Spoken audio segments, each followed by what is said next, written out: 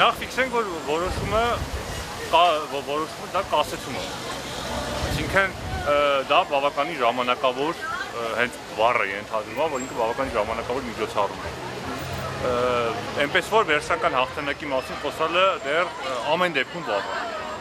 Մյուս կողմից, երբ որ նայում ենք այս ամբողջ ալիքին, որ հիմա մենք ունենք,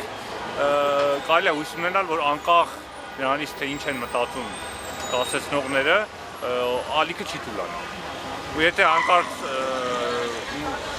կասեցման հիմնական մոտիվացիան այն է, որ մարդիկ էյֆորիայի մեջ կընկնեն, կթուլանան, կհանգստանան ու հետո էլի մենք մի հատ էլ արդեն կասեցումը կանենք, նույն ձևով կշարունակենք, ենթադրում են, որ իրանց հիասթափություն կստացվի։ Որովհետև այն ինչը որ մենք տեսնում ենք այս մի քանի օրվա մեջ փողոցներում ու նաև այսօր լրիվ հակառակն է ապացուցում։ Այսինքն հիմա պայքարին ճուղությամբ է գնալու։ Ուրեմն պայքարը, եթե նայել եք մեր պահանջները,